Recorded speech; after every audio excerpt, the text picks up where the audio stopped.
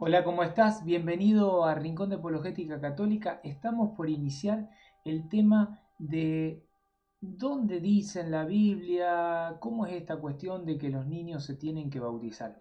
Mira, no te vayas, ¿eh? Vamos a una pequeñísima introducción y ya comenzamos con el tema.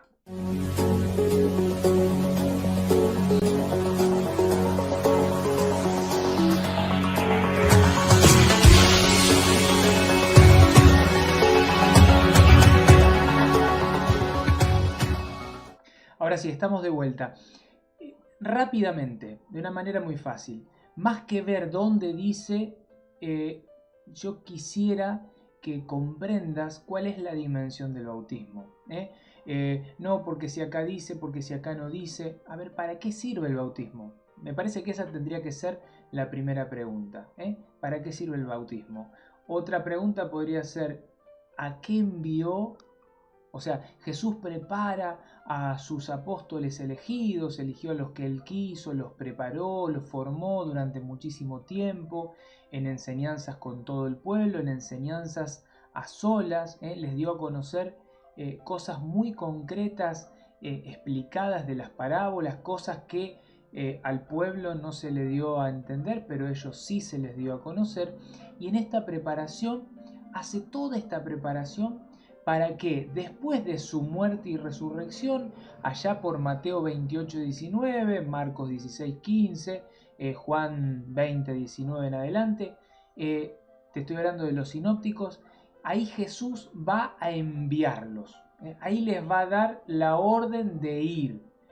¿Y qué va a decir esa orden? Bueno, lo que dice Mateo 28:19, id, vayan a ellos, a estos elegidos, vayan y hagan que todos los pueblos sean mis discípulos. Ahí quiere Jesús que todos los pueblos, todas las naciones, todas las razas, toda lengua, todos sean discípulos de Jesús. ¿De qué manera? Lo va a decir Jesús. Hay una coma y dice, bautizándolos, y da la fórmula en el nombre del Padre, del Hijo y del Espíritu Santo, y enseñándoles a cumplir todo lo que yo les he enseñado. O sea, Jesús le enseña a este grupito selecto y a este grupito lo envía, los envía con este mandato: ir a todos los pueblos, a ser discípulos, bautizándolos y enseñándoles a cumplir todo. Entonces hay un envío, hay un mandato concreto.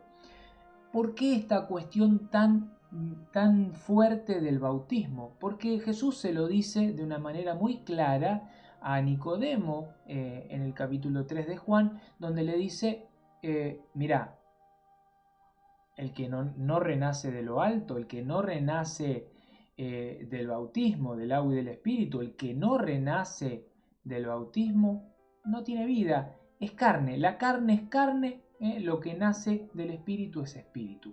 Entonces ahí le presenta a Jesucristo esta necesidad imperiosa de la necesidad del bautismo.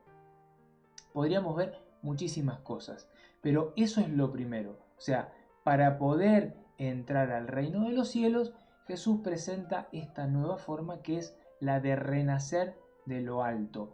Después Pablo va a decir, y los distintos apóstoles van a decir, que es la manera de hacernos hijos en el Hijo. Pero esto es lo único, lo único importante. No, hay muchísimas cosas. O sea, primero, con el bautismo de Cristo nacemos a la vida de hijos de Dios, lo que te decía recién. Por ejemplo, lo va a decir la segunda carta de Pedro, capítulo 1, versículo 4. Dice, llegamos a tener parte en la naturaleza de Dios. Voy leyendo así al costado porque tengo mi pantalla acá con algunos apuntes. Romanos 8:16, Gálatas 4:5. Con el bautismo somos realmente hijos de Dios por adopción. O sea, somos hijos en el Hijo, hijos adoptivos, pero en fin, en definitiva somos hijos de Dios. Va a decir, por ejemplo, el bautismo nos incorpora a Cristo, es decir, somos de Cristo, somos cristianos. Romanos 6, por ejemplo, versículo 3 al 5 dice, ¿no saben ustedes que todos los que fuimos bautizados para unirnos a Cristo Jesús, tenemos parte con Él en su muerte al ser bautizados? Así pues, por medio del bautismo, fuimos enterrados, sepultados junto con Cristo y estuvimos muertos para ser resucitados y vivir una vida nueva. O sea, la importancia del bautismo, ¿para qué? Para nacer a una nueva vida, para ser hijos de Dios, ahora para unirnos a Cristo, para ser uno con Cristo. O sea que una persona que no está bautizada, nada de lo que estamos diciendo puede ser. Por ejemplo, esto con el ser injertados, el ser unidos, ¿no? Gálatas 3, 27, 28, ahí tenés mucha información. El bautismo cristiano es un nuevo nacimiento, es un renacer, es el nacer a la vida nueva, la vida vieja, el hombre viejo de pecado. El bautismo es nacer a esta resurrección de Cristo. Cristo muere, nos salva en sus llagas y en su sangre. Hemos sido rescatados, salvados, sanados. Nosotros en el bautismo somos sepultados en esa misma muerte y renacemos a la nueva vida que es la vida de Cristo resucitado. Fíjate la importancia que tiene todo esto, que lo vamos a poner en consonancia con el bautismo de infantes, que lo vamos a ver ahora. Voy muy rápido porque tengo mucha información y quiero que la puedas aprovechar. El bautismo, decíamos recién, nos permite ser hijos de Dios, unirnos, injertarnos a Cristo.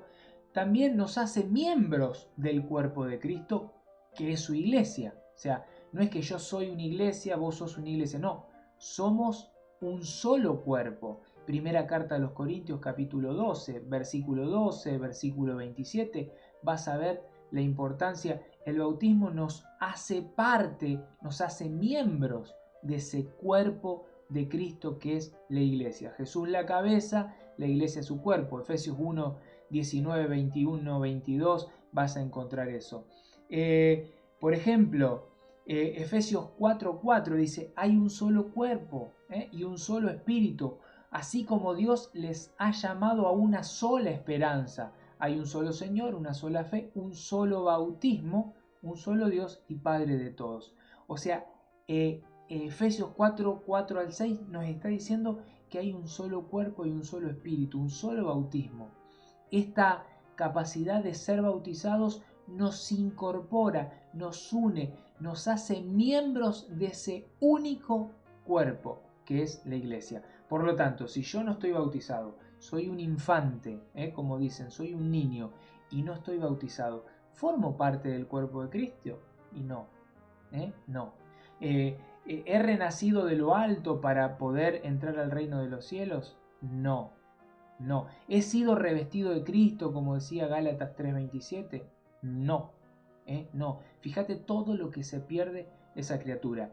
Y ni hablar si esa criatura, hasta el momento que decida bautizarse, si es que lo logra, si es que puede, y no muere antes, ¿qué pasaría en el caso de que esa criatura por un accidente muere? ¿Cuántas veces ha pasado? Nadie sabe hasta cuándo va a vivir. De hecho, yo no sé si dentro de un minuto voy a estar con vida para la carne, ¿no? No lo sé. Entonces, si esa persona muere sin el bautismo, ¿fue revestida de Cristo? No. ¿Es considerada hija de Dios en este planteo que hace Jesús a Nicodemo? No. ¿Ha renacido de lo alto? No. ¿Fue revestido de Cristo? No. ¿Fue injertado al cuerpo de Cristo? No. ¿Forma parte del cuerpo místico de Cristo que es la iglesia? No. Fíjate todo lo que se pierde esa criatura. De hecho, se pierde ser hijo en el Hijo. Sí, es criatura, es hijo de Dios en el plano de la creación, pero se pierde la posibilidad de ser pueblo elegido de Dios. Se pierde la posibilidad de ser cristiano. Esto, Franco, que me estás diciendo, fantástico, me estás hablando del bautismo, no me diste una sola cita en donde habla de infantes. Hacia allá vamos, hacia allá vamos. Vamos a ir despacito. Hechos de los Apóstoles. Yo quiero centrarme ahí concretamente, ¿por qué? Porque es lo que la iglesia, ya sin la presencia, física de Cristo, caminando al lado de ellos físicamente, tenían que tomar decisiones, anunciaban, predicaban, llevaban el Evangelio, la buena noticia, esto es importante, el Evangelio es una buena noticia, es una muy buena noticia. Va a decir algo, primero, a ver, te voy a mostrar algunos ejemplos rápidos. Hechos de los Apóstoles 16:33, la familia del carcelero, dice, y él tomándolos en aquella misma hora de la noche, les lavó las heridas y enseguida se bautizó él con todos los suyos. Franco ahí está hablando de que se bautizó el carcelero y todos los suyos. Ahí no dice que había niños. Bueno, ¿cómo puede ser que en algún momento ustedes nos hablan de que María tuvo que tener más hijos porque si no, no era fecunda? En ese momento la importancia de los hijos. Ahora resulta que el carcelero no tenía que ser fecundo, no tenía que tener hijos. Bueno, ahí está hablando de que él y toda su casa, los suyos, se bautizaron. Vemos un bautismo generalizado. La familia de Crispo, Hechos 18:8, y Crispo, el principal de la sinagoga, creyó en el Señor con toda su casa. Vemos lo mismo. Resulta que acá también Crispo no era fecundo. Crispo era una persona egoísta, que no quería tener hijos. Entonces suponemos, como hacen muchos hermanos, lastimosamente, que dicen, bueno, no, ahí no dice niños, y como no dice niños, bueno, está diciendo que Crispo, principal de la sinagoga, creyó en el Señor con toda su casa, y muchos de los corintios oyendo creían y eran bautizados. Muchos. La cuestión es que Crispo y toda su casa se bautizó. La familia de Lida, Hechos 16:15, recordarás, dice, y cuando fue bautizada y su familia, nos rogó diciendo, si habéis juzgado que yo sea fiel al Señor, entrad en mi casa. Piden el bautismo. Piden el bautismo. Me voy a Hechos 2:38, lo que dice Pedro es letal. Lógicamente que el que no quiere entenderlo, porque no quiere, no te voy a obligar a que lo entiendas y que lo creas. Es una decisión tuya. Pedro les dijo, arrepentíos y bautícense cada uno de vosotros en el nombre de Jesucristo para perdón de los pecados, otra cosa para la cual sirve el bautismo, y recibiréis el don del Espíritu Santo, otra cosa para que sirve el bautismo, recibir el don del Espíritu Santo, porque ustedes, para ustedes es la promesa, y para sus hijos, para ustedes y para sus hijos. Y después agrega, y para todos los que están lejos, para cuantos el Señor nuestro Dios llamare, todos. De hecho, Pablo después va a decir, Dios quiere que todos sus hijos se salven y lleguen al conocimiento de la verdad. Todos. El deseo de Dios es que toda persona se salve. Sabemos que es lo principal es a través del bautismo. Pedro está hablando a personas y le está diciendo que esa promesa no es solo para esas personas, sino también para sus hijos. Hechos 2:38, Hechos 2:16, cuando pasó lo de Pentecostés, que los trataban de borrachos y locos, se para Pedro y les empieza a explicar. Te leo solo el versículo 17. Dice, le habla de la profecía del profeta Joel, y en los postreros días, dice Dios, derramaré mi espíritu sobre toda carne. Toda carne. O sea, no, un hijo, un niño, un infante no forma parte de esa carne. Sobre toda carne. Ese es el deseo de Dios, esa es la promesa de Dios. Pedro la está interpretando y por lo tanto eso se debe de cumplir. En toda carne, sin restricción de edad. Ahí no dice solo sobre personas de 20 años para arriba. No, sobre toda carne. Y bueno, y me voy a Hechos 2:39, que ya te leí el 38, te voy al 39. Dice, porque para ustedes es la promesa y para sus hijos. Para ustedes y para sus hijos. Podríamos leer mucho más, me voy a quedar ahí con lo que cita. ¿Por qué me voy a quedar ahí? Porque me interesa mucho también meterme en la historia de la iglesia.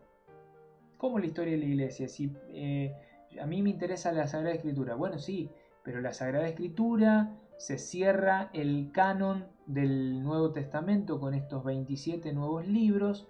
Estaba el canon del Antiguo Testamento, cuando se conformó la Biblia que conocemos todos, y si sos protestante, bueno, la Biblia primera, la original, en el año 382, confirmada y reafirmada en el 393 y en distintos concilios. Cuando se decide esto, el Antiguo Testamento estaba formado por el canon de Alejandría, que tenía más libros, 7 libros más de los que tienen hoy las Biblias protestantes, que usan un canon que se llama el canon del Antiguo Testamento de Palestina o Jamnia, que es un canon que se hizo posterior a la destrucción del templo, hacia el año 90. Sabemos que el templo de Jerusalén lo destruyen en el año 70 después de Cristo, y en el año 90 se construye, se hace este nuevo canon, en donde se sacan ciertos libros sagrados muy importantes y que forman parte de las Biblias protestantes y no así de la Biblia católica. ¿Por qué te digo esto? Porque es importante que lo sepas. En estos 27 nuevos libros, el último, que es el del Apocalipsis, fue escrito hacia el año 100, pero la iglesia no terminó ahí. De hecho, ahí la iglesia empezaba a su peregrinar, empezaba a cumplir con ese envío que Dios le había propuesto, que Dios había mandado. Hay toda una historia, personajes históricos muy reconocidos que escribieron cartas, epístolas, y que todo eso está documentado. Y todo eso que está documentado es interesante mirarlo y observarlo. ¿Por qué? Porque en esa documentación está la información más importante sobre la doctrina. O sea, ¿qué hacía esa iglesia? ¿Qué hacían esos discípulos de los apóstoles? Que ya eran obispos, presbíteros y diáconos. Vamos a ver a personas comunes, laicos, a lo mejor como vos y yo, ovejitas, y vamos a ver a obispos, a presbíteros. Vamos a mirar entre el siglo I y IV, no sé hasta dónde vamos a llegar, ya vamos en 17 minutos de video, es un montón. San Ireneo de Lyon, año 130 al 202. Esto lo habrá escrito, vamos a suponer, año 150. Dice: porque vino a salvar a todos, y digo a todos, es decir, a cuantos por él renacen para Dios, sean bebés, niños, adolescentes, jóvenes o adultos. ¿Escuchaste?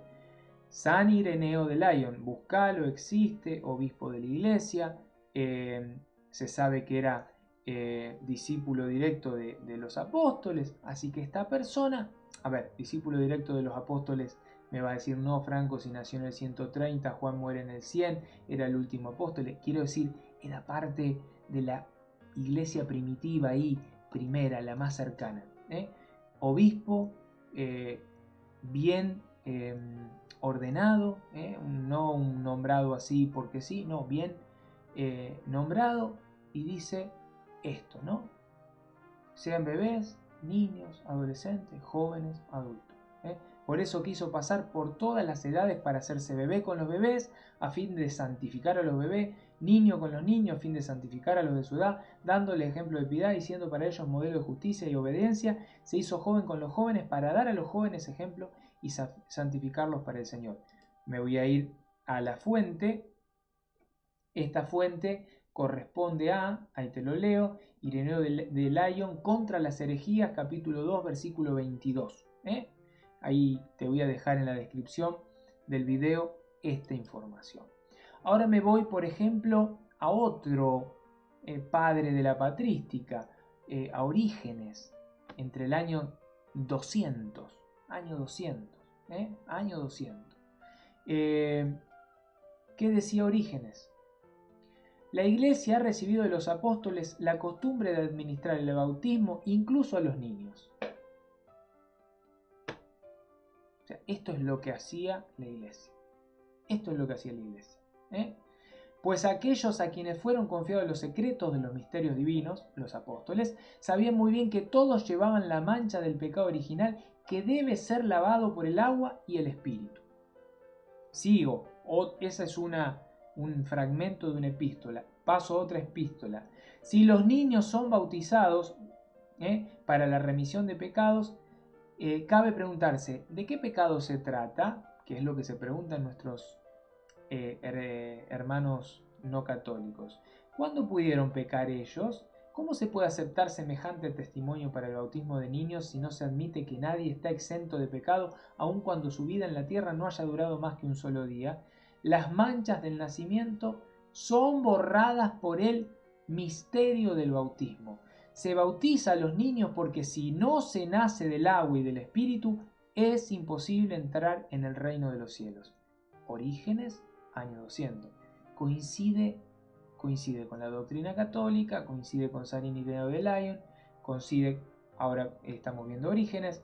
Hipólito de Roma, otro testimonio rápido, y se bautizarán los niños en primer término. Todos los que puedan hablar por sí mismos hablarán. En cuanto a los que no puedan, sus padres hablarán por ellos o alguno de su familia. Lo que hace hoy la Iglesia Católica, exactamente lo mismo. Hipólito de Roma muere en el año 235, así que esto lo escribió más o menos en el mismo tiempo que Orígenes. Tengo Cipriano de Cartago, por ejemplo.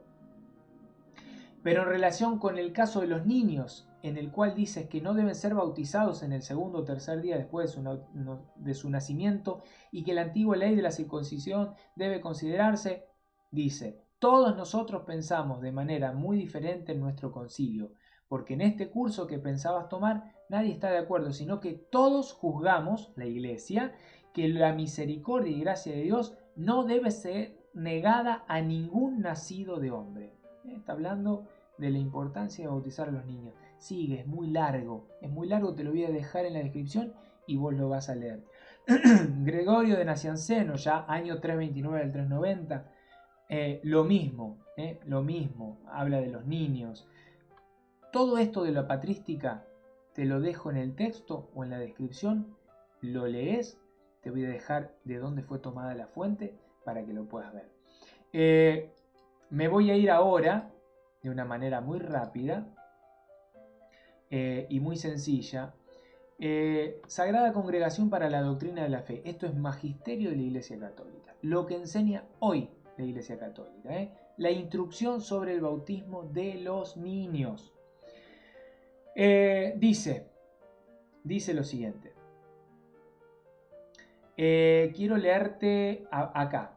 Tanto en Oriente como en Occidente, la praxis de bautizar, o sea, la costumbre de bautizar a los niños, es considerada como una norma de tradición inmemorial. ¿Por qué inmemorial? Porque viene desde allá, lo que te estaba leyendo recién, viene desde allá, no es un invento. Orígenes y más tarde San Agustín ven en ella una tradición recibida de los apóstoles. Cuando en el siglo II aparecen los primeros testimonios directos, ninguno de ellos presenta jamás el bautismo de los niños como una innovación. San Ireneo, te lo acabo de leer, en particular considera obvia la presencia entre los bautizados de niños pequeños y de infantes, al lado de adolescentes, de jóvenes y de personas adultas. El más antiguo ritual conocido que describe al principio del siglo III la tradición apostólica contiene la prescripción siguiente: se bautizará en primer lugar a los niños. Todos los que puedan hablar solos, que hablen. Por los que no pueden hacerlo, que hablen sus padres o alguno de su familia. San Hipólito de Roma, lo que te leía recién. O sea, esto que te estoy leyendo de la instrucción sobre el bautismo de niños, Magisterio de la Iglesia Católica, un documento de la Iglesia Católica, toma todos estos testimonios históricos de lo que hacía la Iglesia. Vimos en los Hechos de los Apóstoles, el carcelero, Lida, se bautizaba la persona y los de su casa. ¿No te gusta decir que ahí había niños? Bueno, después te mostré ejemplos de la historia. Hay muchísimos. Tengo un montón de información. Toda esa información te la dejo en un documento adjunto para que la puedas usar. 24 minutos de video, esto hay que mandarlo por WhatsApp, me parece una locura, muchísimo, esperemos que lo podamos mandar y compartir.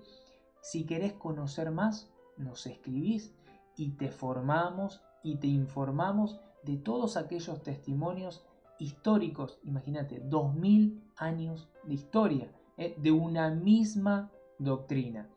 No te nombré un documento que las sectas denominan apócrifo, que fue descubierto en el año 1860 en Qumran, que es la Didaché o Didaché o el Catecismo, conocido como el Catecismo de los Apóstoles. Ahí lo que está contenido en ese documento, que dicen que data más o menos del año 60-70 de la era cristiana, o sea que de la era apostólica, habla de el bautismo, y también habla del bautismo de niños, de infantes. O sea, todo documento que está aquí y que puedes encontrar en la historia coincide con las prácticas que lleva hoy adelante la Iglesia Católica de bautizar incluso a los niños lactantes que no pueden hablar, y por eso hablan sus padres o tutores. Espero que esto te haya servido. Nos vemos en un próximo programa de este canal, tu canal Rincón de Apologética Católica. Mi nombre es Franco Pese. Te saludo. Chau.